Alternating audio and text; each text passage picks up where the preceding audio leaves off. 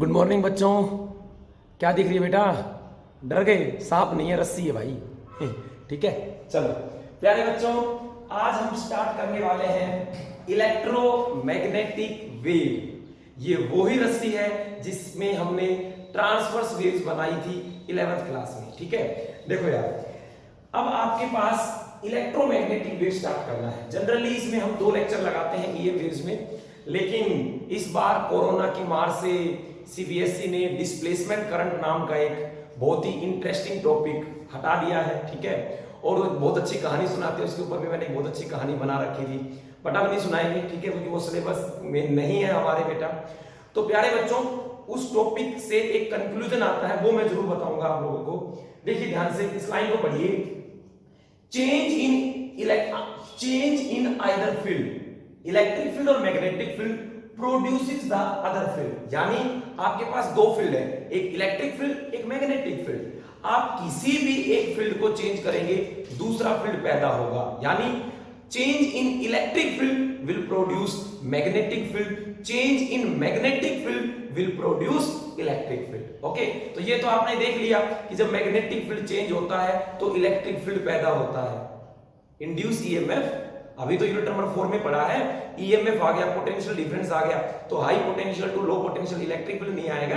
हाँ, और जो टॉपिक हटा है उसमें इलेक्ट्रिक फील्ड के चेंज होने से मैग्नेटिक फील्ड पैदा होता था। तो ध्यान रखिए, हमारे पास 2 फील्ड है, एक को चेंज कर दीजिए, दूसरा पैदा हो जाएगा। ठीक है, तो हमारे यूनिट नंबर 5 इलेक्ट्रोमैग्नेटिक वेव, जैसा कि नाम से स्पष्ट है, इलेक्ट्रो यानी electric field, magnetic magnetic field wave. Electromagnetic wave एक ऐसी वेव है जिसके अंदर इलेक्ट्रिक फील्ड, कोई आया क्या? एक मिनट बेटा, देखो बेटा, इलेक्ट्रोमैग्नेटिक वेव तो नाम में ही आ गया, एक इलेक्ट्रिक फील्ड है और एक क्या है, मैग्नेटिक फील्ड। तो इलेक्ट्रोमैग्नेटिक वेव में प्यारे बच्चों क्या होता है? कोई आ गया है बीच में, मैं भूल जाता हूं कहां हूं। इलेक्ट्रोमैग्नेटिक वेव, तो प्यारे बच्चों इसमें एक इलेक्ट्रिक फील्ड है। यूनिट बहुत आसान है, टेंशन मत लेना, मैं जो बात बताऊं आज बिल्कुल फिट दिमाग में बैठा लेना। एक दिन में एक यूनिट कंप्लीट हो रही है, सोचो कितना बड़ा काम हो रहा है ना।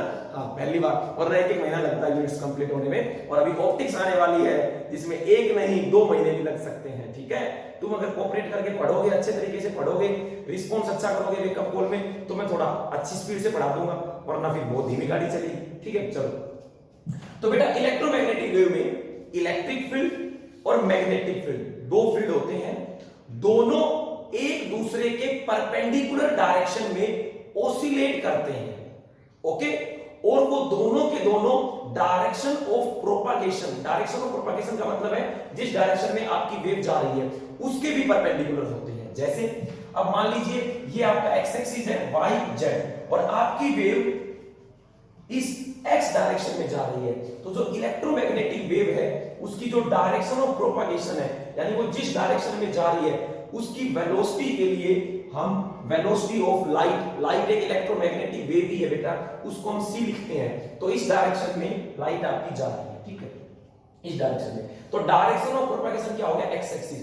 तो ध्यान से देखिए, ये येलो वाला है ना, ये इलेक्ट्रिक फील्ड है ऐसे, तो ये इलेक्ट्रिक फील्ड की वेरिएशन है, इलेक्ट्रिक फील्ड ऐसे ऑसिलेट करता है, तो ये है आपका इलेक्ट्रिक फील्ड। क्लियर हो गया?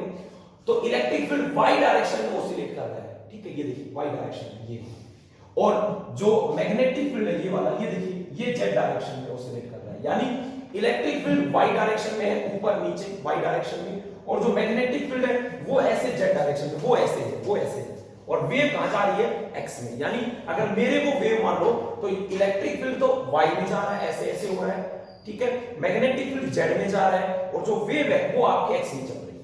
क्लियर? हाँ, तो अब जैसे एक वेव बनाई थी हमने, मैं आपको दिखाऊं, ये आपकी वेव थी, देखो ध्यान से देखना, ये थी, तो हमने इसको ऐसे यहां से पकड़ा था। अब प्यारे बच्चों, अगर मुझे इस रस्सी में एक वेव बनानी हो तो मुझे यहाँ पे डिस्टर्बेंस देना पड़ेगा, फिर ये पार्टिकल आपको ऑसिलेट करते हुए नजर आएंगे। देखो देखो, इस प्रकार से हमने वेव बनाई थी, इस प्रकार से ये आपको ऑसिलेट करते हुए नजर आएंगे। तो अब ये रस्सी देखो वाई में कर रही है, तो ये जो लूप बनेंगे ना वाई में, वो ये वाले हैं। थोड़ा ऊपर करो बेटा, अब देखो ये वाई में लूप बन रहे हैं, ये वाई में, ये देखो ये वाई में लूप बने हैं, वाई में, तो ये वाई में लूप बने हैं। अच्छा, जेड में बनाने हो तो अब यहाँ पे मेरे हाथ को देखना ध्यान से, जेड में बनाने हो तो मैं ऐसे करूंगा, तो अब अगर मैं ऐसे करूंगा तो ये आपके मैग्नेटिक फील्ड के हैं, ठीक है, ये मैग्नेटिक फील्ड के हैं, ये इलेक्ट्रिक फील्ड के हैं, दोनों एक साथ होते हैं, ठीक है बेटा। चलिए, तो इलेक्ट्रोमैग्नेटिक वेव की डेफिनेशन क्या बनेगी, लिखना बेटा, electromagnetic wave is a wave in which electric field and magnetic field oscillates perpendicular to each other and also perpendicular to direction of propagation and also perpendicular to direction of propagation, यानी electric field E vector, magnetic field B vector और direction of propagation यानी velocity जिस direction में जा रही है velocity vector, तीनों एक दूसरे के क्या होते हैं, परपेंडिकुलर।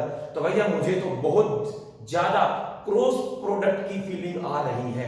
तो प्यारे बच्चों बहुत important, direction of propagation C cap is equal to E cross B होता है। यहां से क्वेश्चन पूछा जाएगा, ध्यान रखना एक नंबर में, E क्रॉस B।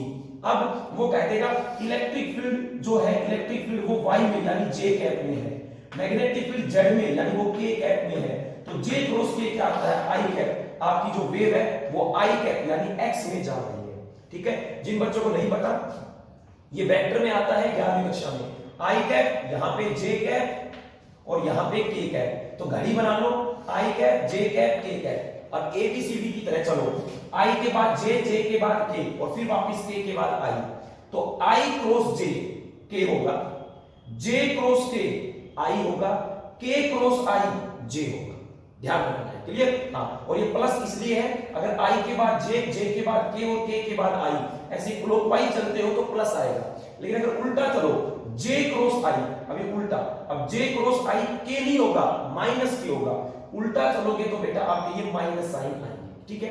तो ये है आपकी डायरेक्शन ऑफ प्रोपागेशन का एक फॉर्मूला, ये है आपका डायरेक्शन ऑफ प्रोपागेशन, क्लियर। हाँ, आपको डायरेक्शन ऑफ प्रोपागेशन दे देगा, इलेक्ट्रिक फील्ड दे देगा, मैग्नेटिक फील्ड पूछ सकता है, मैग्नेटिक फील्ड की डायरेक्शन पूछ सकता है, तो ये बात होगी, क्लियर। तो यहां तक की बात समझ में आती है कि इलेक्ट्रोमैग्नेटिक वेव में तीन चीजें हो गई, एक इलेक्ट्रिक फील्ड, एक मैग्नेटिक फील्ड, एक डायरेक्शन ऑफ प्रोपागेशन, वो सभी एक दूसरे के क्या होते हैं, परपेंडिकुलर। अब आगे सुनिए प्यारे बच्चों, जो इसमें इलेक्ट्रिक फील्ड का जो लूप बनता है वो इस प्रकार से बनता है, क्लियर। मैग्नेटिक फील्ड का इस प्रकार से बना, क्लियर हो गया। यहां पर आपको 3D फीलिंग आ रही होगी, ये वाला जो लूप है ये ऐसे है और ये वाला जो लूप है ये ऐसे है, ऐसे, ये देखो। थोड़ी देर आगे गए तो ये वाला लूप जो ऐसे था ये नीचे ऐसे हो गया और ये वाला लूप जो बाहर की तरफ ऐसे था ये अंदर चला गया, अब ये ऐसा हो गया, ठीक है। आपको 3D की फीलिंग आ रही होगी। अब ध्यान से देखो, इलेक्ट्रिक फील्ड साइनोसॉइडली वेरी कर रहा है, अभी अभी ऐसी पढ़ के आए हो, तो प्यारे बच्चों E की जो इक्वेशन है वो होगी E not sine omega T minus K x. ये वाली इक्वेशन आपने 11th में पढ़ी है, नहीं पढ़ी है तो एक बार देख लो, रिकॉल कर लो। y is equal to a sine omega T minus K X plus 5 भी होता था। अब कुछ लोग कहेंगे सर हमने तो 11th में वेव नहीं पढ़ी, तो यहां बैठ के रोना नहीं है भाई, नहीं पढ़ी तो सुन लो। ये होती है एक पार्टिकल के डिस्प्लेसमेंट की इक्वेशन एक ट्रैवलिंग वेव में, y is equal to a sine omega T minus K X. इसमें a क्या होता है, y का मैक्सिमम वैल्यू यानी इसे बोलते हैं एम्पलीट्यूड, ठीक है।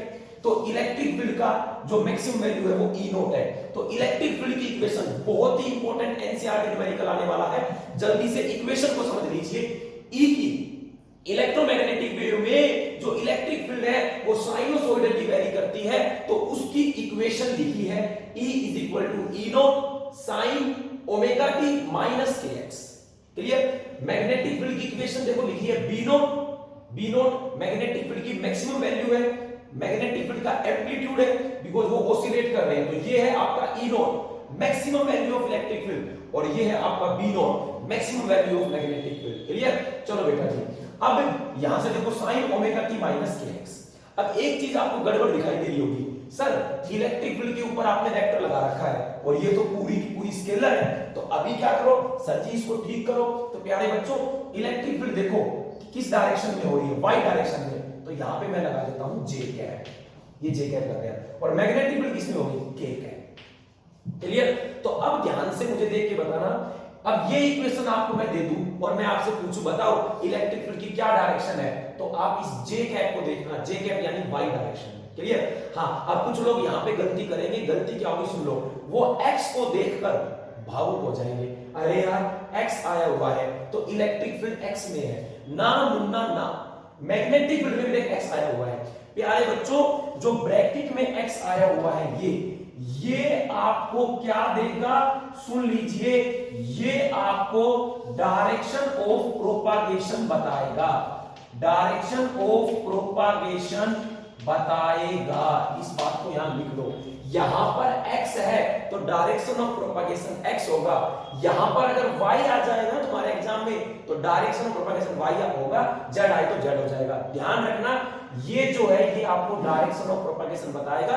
साइन के ब्रैकेट में x है तो x, y है तो y, z है तो z, ये DOP बताएगा। ध्यान रखना, भूलना नहीं है, ठीक है, बहुत बढ़िया। अब एक बात और, अब x एक्सिस तो बताएगा, अब प्लस x एक्सिस या माइनस x एक्सिस, तो उसका हिंट सुनो ध्यान से, साइड में लिख लेना। साइन के ब्रैकेट में दो टर्म है, एक में टाइम आया हुआ है t और दूसरी में या तो x मिलेगा या y मिलेगा या z मिलेगा, कोई दिक्कत नहीं है, सुन लो। अब प्यारे बच्चों अगर ये दोनों टर्म प्लस प्लस की है, दोनों टर्म पॉजिटिव है, दोनों टर्म का साइन सेम है, तो आपकी डायरेक्शन ऑफ प्रोपागेशन के आगे माइनस लगा लेना। और जैसे ओमेगा टी प्लस का है, के एक्स माइनस का है, या उल्टा आ जाए के एक्स आगे आ जाए, ओमेगा टी पीछे आ जाए, तो डायरेक्शन ऑफ प्रोपागेशन एक्स ही रहेगा। क्लियर? तो क्या बात समझ में आई? दोबारा सुनिए। सबसे पहले डायरेक्शन ऑफ प्रोपागेशन के लिए साइन के ब्रैकेट में जो लिखा हुआ है हम उसको देखेंगे। x है तो x, y है तो y, z है तो z। लिख दिया? ओके। अब प्लस लगाना है कि माइनस लगाना है उसके लिए देखेंगे। अगर ओमेगा टी और के एक्स का साइन सेम है तो माइनस लगा देना, एक का साइन प्लस है एक का साइन माइनस है तो फिर आपका प्लस ही रहेगा, बी केयरफुल। क्लियर? तो डायरेक्शन ऑफ प्रोपागेशन सर हमारी यहां से आएगी, बहुत बढ़िया। अब ओमेगा क्या है? ओमेगा, ओमेगा तो आपको पता है, साइड में लिख लो, अभी तो पढ़ाया है। ओमेगा है 2 पाई बाई टी, और इसको 2 पाई 1 बाई टी को फ्रीक्वेंसी लिख सकते हैं। ओमेगा है 2 पाई न्यू, एंगुलर फ्रीक्वेंसी, बहुत बढ़िया। अब बताओ के क्या है? के होता है बेटा प्रोपागेशन कांस्टेंट, प्रोपागेशन कांस्टेंट याद हो जाना चाहिए। सबसे ज्यादा चीज पूछूंगा इसमें, इसकी बैकअप को 2-3 होगी, ध्यान रखना। प्रोपागेशन कांस्टेंट तो के क्या आ गया? 2 पाई बाई लैम्डा। तो प्रोपागेशन कांस्टेंट हो गया के, इसका है 2 pi by lambda. Lambda wavelength है, लैम्डा क्या है? वेवलेंथ। तो ये है मेरे प्यारे बच्चों इलेक्ट्रिक फील्ड और मैग्नेटिक फील्ड की इक्वेशंस के बारे में, ठीक है। तो अब करते हैं बहुत ही इंपॉर्टेंट एक एनसीईआरटी क्वेश्चन। बेटा सामने एनसीईआरटी क्वेश्चन है, बहुत बढ़िया। देखो इस क्वेश्चन को करने से पहले छोटी सी बात और, वेलोसिटी फिल्टर में आपने पढ़ा है जो स्पीड ऑफ पार्टिकल है वो electric field upon magnetic field है, यानी E अपॉन B का डायमेंशनल फॉर्मूला वही होगा जो वेलोसिटी का होगा। तो यहां पर बेटा इलेक्ट्रिक फील्ड के एम्पलीट्यूड E नॉट और मैग्नेटिक फील्ड के एम्पलीट्यूड B नॉट, इन दोनों का ratio velocity of electromagnetic wave देता है, ठीक है। और इलेक्ट्रोमैग्नेटिक वेव की वेलोसिटी को हम लिखते हैं स्मॉल c, 3 × 10⁻⁸ मीटर पर सेकंड वैक्यूम के अंदर, ठीक है। तो c बराबर E not by B not, ध्यान रखना। इलेक्ट्रिक फील्ड का मैग्नीट्यूड अपॉन मैग्नेटिक फील्ड का मैग्नीट्यूड बराबर c। चलिए सवाल क्या है एनसीईआरटी, इलेक्ट्रोमैग्नेटिक वेव में मैग्नेटिक फील्ड की इक्वेशन दी हुई है आपके सामने, ध्यान से देखिए ये इक्वेशन, ओके। पूछा गया है इस इक्वेशन को देख के इलेक्ट्रोमैग्नेटिक वेव की वेवलेंथ बताओ, उसकी फ्रीक्वेंसी बताओ, और फिर कहता है right an expression for electric field, electric field का एक्सप्रेशन बताओ, यानी इलेक्ट्रिक फील्ड का ऐसा ही एक्सप्रेशन आपको लिखना है। तो कैसे करेंगे? सबसे पहले सॉल्यूशन, इस इक्वेशन को बेसिक इक्वेशन से कंपेयर करते हैं। Compare B is equal to B not sine omega T plus K X, क्योंकि यहाँ पे प्लस आया हुआ है, ठीक है, प्लस के एक्स। तो सीधी सी बात है भाई साहब, मेरे t के साथ जो होता है वो ओमेगा है, यानी ये जो t के साथ है वो ओमेगा है, तो भाई ओमेगा की वैल्यू ये है। इसमें कोई दिक्कत किसी को? कोई दिक्कत नहीं। अंडर x है, ये डायरेक्शन ऑफ प्रोपागेशन बताएगा, और दोनों का साइन सेम है, यानी वेव माइनस x में जा रही है, ठीक है। अभी जो आपको समझाया। अब x के साथ जो होता है वो k होता है, x के साथ ये वाले भैया है, ये आपके k है। तो भाई आपको क्या पता चला? सबसे पहले अच्छा ये b नॉट भैया ये है, ये b नॉट है। b नॉट की वैल्यू बोलो 2 × 10⁻⁻7 टेस्ला, ये टेस्ला है भाई, ठीक है। आगे बोलो ओमेगा की वैल्यू बोलो, ओमेगा 1.5 × 10⁻11, ठीक है, रेडियन पर सेकंड, ओके। और k की वैल्यू बोलो, k कितना आ गया भाई? 0.5 × 10⁻³ क्लियर। अब आपको देखो लैम्डा निकालना है, फ्रीक्वेंसी निकालनी, बहुत ही आसान। देखो ओमेगा को लिख दो 2 पाई न्यू, ओमेगा को लिख दो 2 pi nu is 1.5 into 10 raised to power 11। तो यहां से न्यू क्या आ गया 1.5 into 10 raised to power 11 upon 2 पाई। यहां से फ्रीक्वेंसी आ गई, फ्रीक्वेंसी आ गई तो nu is equal to C by lambda. आप यहां से वेवलेंथ निकाल सकते हैं। पसंद नहीं आया वेवलेंथ यहां से निकालना तो k को लिख दो 2 pi by lambda, 2 pi by lambda 0.5 into 10 raised to power 3। यहां से लैम्डा निकाल लो, यहां से लैम्डा निकाल के लैम्डा को c बाई न्यू, यहां से लैम्डा निकाल के न्यू बराबर c बाई लैम्डा, तो यहां से न्यू निकाल सकते हो या यहां से पहले न्यू निकाल के फिर यहां से लैम्डा निकाल सकते हो, आपकी मर्जी है। या अलग अलग कर लो, ओमेगा को 2 पाई न्यू, यहां से फ्रीक्वेंसी निकाल लो, k को 2 पाई बाई लैम्डा, यहां से आप क्या निकाल लो वेवलेंथ निकाल लो। तो भाई लैम्डा भी आ गई, फ्रीक्वेंसी भी आ गई, बहुत बढ़िया मजेदार। अब क्या करना है, अब आपको इलेक्ट्रिक फील्ड की ऐसी इक्वेशन लिखनी है। तो इलेक्ट्रिक फील्ड की ऐसी इक्वेशन लिखने के लिए आपको क्या करना पड़ेगा, आपको करना पड़ेगा E is equal to E not sine, अब देखो ओमेगा एज इट इज आएगा ये वाला t plus k as it is आएगा ये वाला और ये x एज इट इज आएगा। मुझे E नॉट की वैल्यू चाहिए तो बहुत आसान है, तो E नॉट क्या आएगा, E not CB not, E not किससे बराबर आएगा CB नॉट, बिकॉज़ C की वैल्यू क्या होती है E not by B not. तो C बोलो कितना आ गया 3 into 10 raised to power 8 metre पर सेकंड। C क्या है velocity of EM waves, complete बोलो velocity of EM waves in vacuum free space, और B नॉट की वैल्यू ये कहां गई, ये 2 into 10 raised to power -7। तो कितना आया 3 into 2 6 into 10 raised to power ये 8 minus 7 1 यानी 60 आ गया। 60 इलेक्ट्रिक फील्ड यूनिट जो भी लिखो वोल्ट पर मीटर, तो ये आपका ई नॉट आ गया, यहां पुट कर दीजिए, ये आपकी इलेक्ट्रिक फील्ड की क्या आ जाएगी इक्वेशन। तो ये है बेटा जी आपका इलेक्ट्रोमैग्नेटिक वेव्स का एक इंट्रोडक्शन, उसमें इलेक्ट्रिक फील्ड और मैग्नेटिक फील्ड की इक्वेशंस जिनसे आपको ये इंफॉर्मेशंस मिलेंगी, और ये है आपका बहुत ही इंपॉर्टेंट एनसीईआरटी न्यूमेरिकल। ठीक है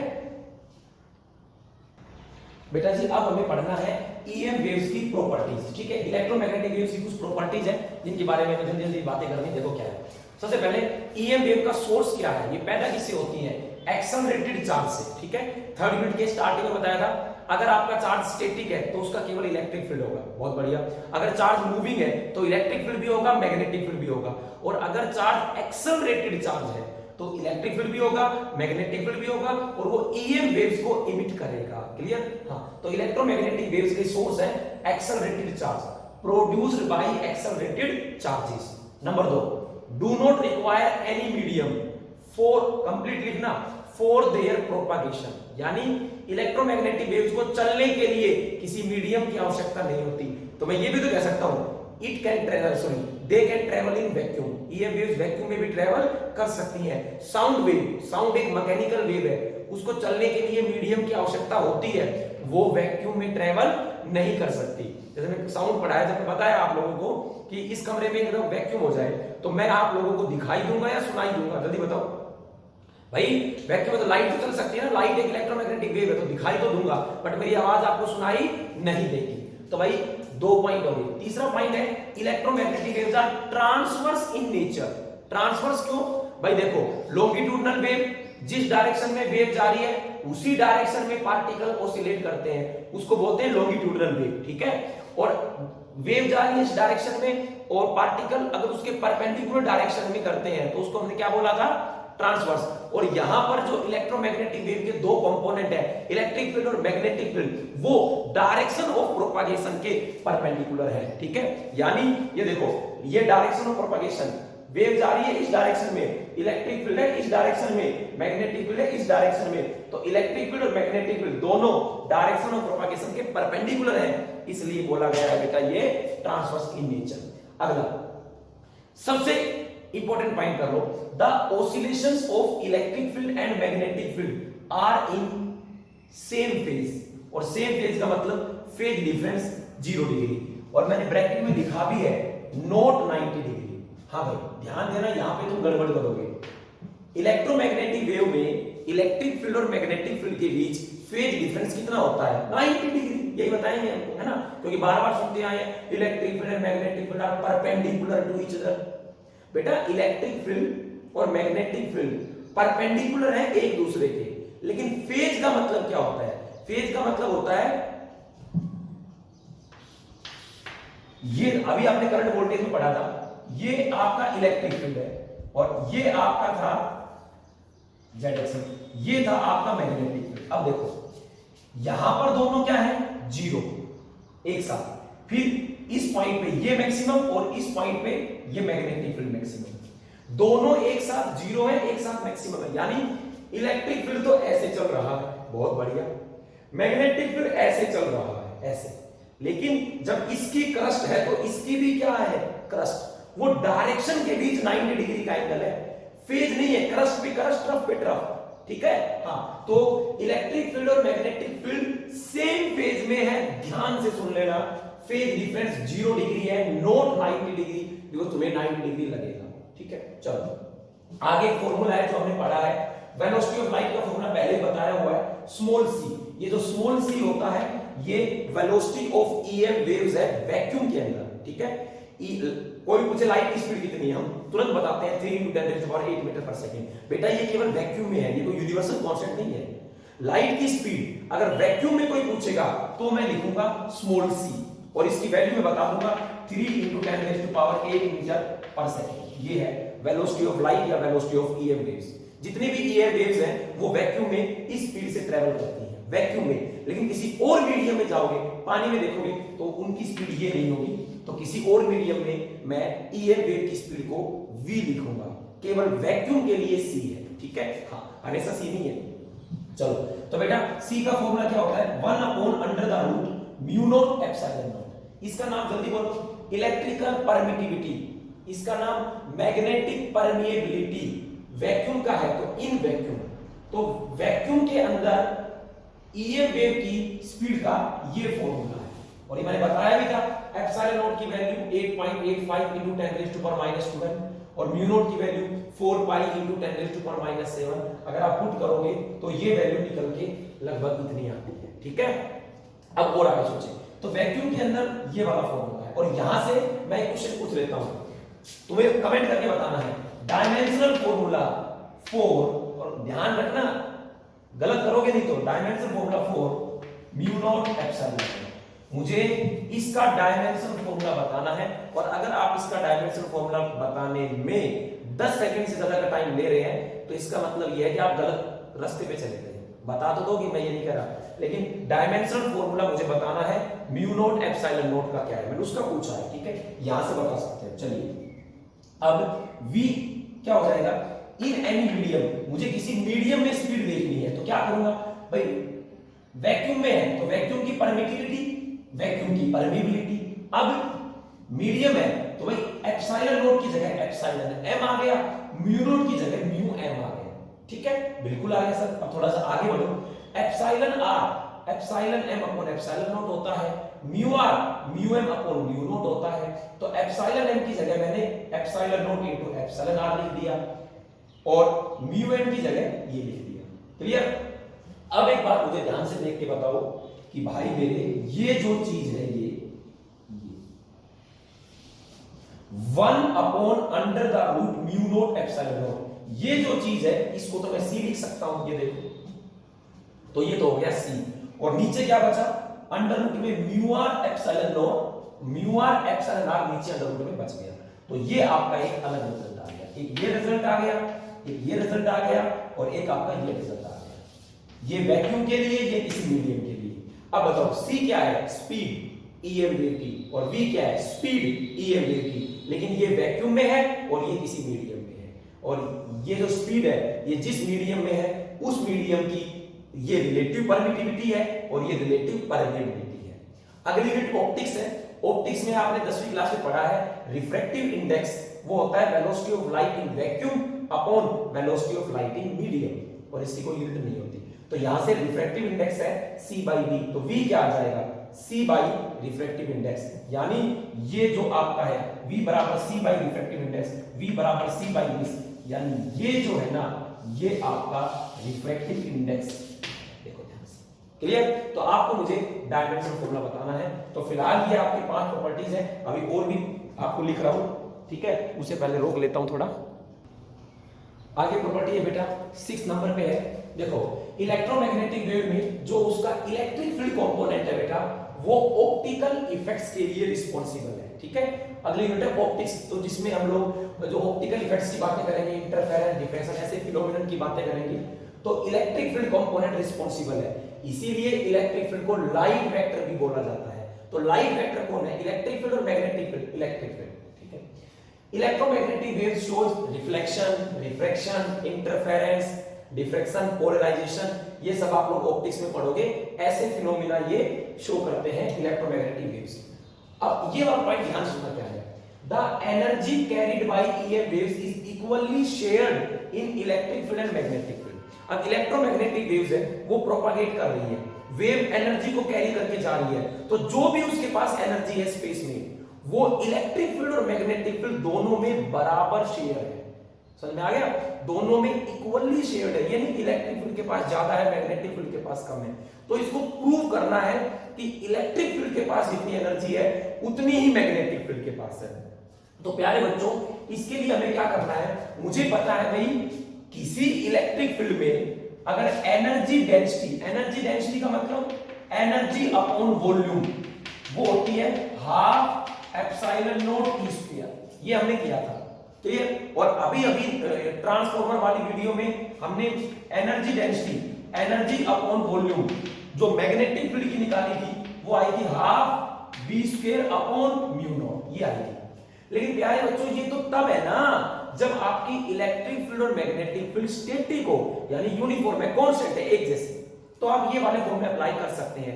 यहां पर इलेक्ट्रिक फील्ड है, वो तो क्या कर रही है, ओसिलेट कर रही है, ओसिलेट कर रही है, कम ज्यादा, बहुत ज्यादा, ऐसे।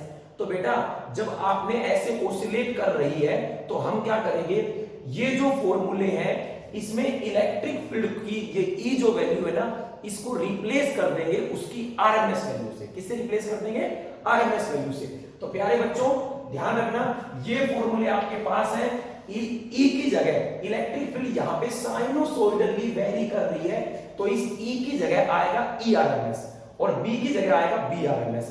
तो अभी तक जो आपके पास एनर्जी डेंसिटी के फॉर्मूले थे इलेक्ट्रिक फील्ड और मैग्नेटिक फील्ड के लिए, उन फॉर्मूलों को आपको याद, सॉरी वो फॉर्मूले आपके याद है। उन फॉर्मूलों में आपको क्या करना है प्यारे बच्चों, ई की जगह ई आरएमएस कर देना है और बी की जगह बी आरएमएस कर देना है, बिकॉज यहां पे इलेक्ट्रिक फील्ड और मैग्नेटिक फील्ड स्टैटिक नहीं है, साइनोसॉइडली वेरी कर रहे हैं। तो energy density of electric field U E is equal to half epsilon not E square. तो अब ई की जगह हमने ई आरएमएस कर देना है, तो ई आरएमएस का square. Energy density of magnetic field U B half B square upon mu not, और ये बी आरएमएस का स्क्वायर। क्लियर? अब हमें ये दोनों बराबर प्रूव करने हैं कि भाई इलेक्ट्रिक फील्ड के अंदर जितनी एनर्जी डेंसिटी है, यूनिट वॉल्यूम में जितनी एनर्जी है, उतनी ही मैग्नेटिक फील्ड वाले में है। तो भाई टू प्रूव, इन दोनों को बराबर प्रूव करना है, एनर्जी इक्वली शेयर होती है। तो हम क्या करेंगे, यू ई हमने ले लिया, U E is equal to 1/2 epsilon not E RMS का स्क्वायर। ठीक है? हाँ, अब मुझे बताओ सी क्या होता है, ई बाई बी। तो सी को क्या मैं ई नोट बाई बी नोट लिख सकता हूं, हाँ, या फिर मैं क्या लिख सकता हूं, E RMS upon B RMS, जो यहां पे वो यहां पे। तो प्यारे बच्चों U E is equal to half epsilon not H D. अब देखो C बराबर है E अपॉन B, तो मैंने E को लिख दिया CB, E को मैंने क्या लिख दिया CB, E को लिख दिया CB, तो E की जगह आ गया CB। RMS है तो RMS ऊपर स्क्वायर है। अब देखो 1/2 एप्सिलॉन नॉट, अभी पढ़ाया है C is equal to 1 upon this, तो यहां पे C का स्क्वायर है, तो बेटा ये टर्म उठा के ध्यान रखिए, अंडर रूट कट जाएगा C स्क्वायर, एप्सिलॉन नॉट से एप्सिलॉन नॉट कट गया, half B RMS square upon mu not. अरे ये तो एच इज हमारा यूबी है, तो यूई और यूबी दोनों क्या आ गए बराबर। क्लियर? अब देखो जैसा कि मैंने बताया यूई की जो वैल्यू है, यूई की वैल्यू है वो 1/2 एप्सिलॉन नॉट ई आरएमएस का स्क्वायर है, क्योंकि इलेक्ट्रिक फील्ड ऐसे साइनोसॉइडली वेरी कर रही है, तो यहां पे ई आरएमएस का स्क्वायर है। और जब साइनोसॉइडली कोई चीज वेरी कर रही है तो ई आरएमएस की वैल्यू क्या हो जाएगी, ई नोट बाई रूट 2 एसी वाले चैप्टर से, और बी आरएमएस क्या हो जाएगा, बी नोट बाई रूट 2 दोनों साइनोसॉइडली वेरी कर रहे हैं। तो प्यारे बच्चों, अगर मैं ERMS की जगह E नोट बाई रूट 2 लिखूं, इसकी जगह देखो E नोट बाई रूट 2, तो ऊपर स्क्वायर है तो E नोट का तो स्क्वायर हो गया, रूट 2 का स्क्वायर 2, 2 into 2 क्या हो जाएगा 4। तो be careful with the MCQ, इसीलिए मैंने ये लिखा है, देखो ध्यान से, UE 1/2 एप्सिलॉन नॉट ERMS का square 1/4 epsilon not E note का स्क्वायर। अगर E नोट इलेक्ट्रिक फील्ड की मैक्सिमम वैल्यू अगर है तो यहाँ पे 4 है और RMS वैल्यू है तो 2 है। इसी प्रकार मैग्नेटिक फील्ड वाला, क्लियर? हाँ, तो ये है। अब आपसे टोटल एनर्जी डेंसिटी पूछ लिया जाए तो दोनों को आप क्या कर दोगे, सम, दोनों को ऐड कर देना। एनर्जी पूछ ली जाए तो मुझे बात बताओ, एनर्जी डेंसिटी क्या होती है, एनर्जी अपॉन वॉल्यूम, तो एनर्जी क्या हो जाएगी, एनर्जी डेंसिटी इनटू में वॉल्यूम, क्लियर? हाँ, तो ये है बेटा जी आपकी 3 प्रॉपर्टीज और 6, 7, 8। बेटा जी आगे हमारे पास है इंटेंसिटी ऑफ EM वेव्स। देखो इंटेंसिटी का फॉर्मूला बेसिकली आप याद रखिए, power upon area, power watt area metre square, watt per metre square. लेकिन जो पावर होता है वो energy per second, work upon time, energy upon time, तो एनर्जी अपॉन टाइम इनटू में एरिया। तो इंटेंसिटी का डेफिनेशन क्या है, energy crossing per unit time per unit area, energy crossing per unit time per unit area, energy capital U, time T, area A। अब energy density आपको पता है, energy density energy upon volume होती है, तो energy को लिख दिया energy density into volume. Small u energy density है, कैपिटल U एनर्जी है, वॉल्यूम T इनटू A। अब क्या किया, वॉल्यूम को मैं एरिया इनटू लेंथ लिख सकता हूं, एरिया से area cancel, length upon time velocity है, तो I आ गया U और L बाई T की जगह रख दिया लाइट की वेलोसिटी C। तो I is equal to UC, I is equal to UC, I intensity, small u energy density, C velocity of light, ठीक है। 10 प्रॉपर्टी क्या है बेटा, अगर EM वेव्स किसी सरफेस से कंप्लीटली एब्जॉर्ब हो जाती है तो मोमेंटम डिलीवर्ड आता है U by C। Momentum delivered का फॉर्मूला याद रखो बेटा, U बाई C, और जो कैपिटल U है एनर्जी बाई स्पीड, डायमेंशन देख लेना मोमेंटम का आएगा।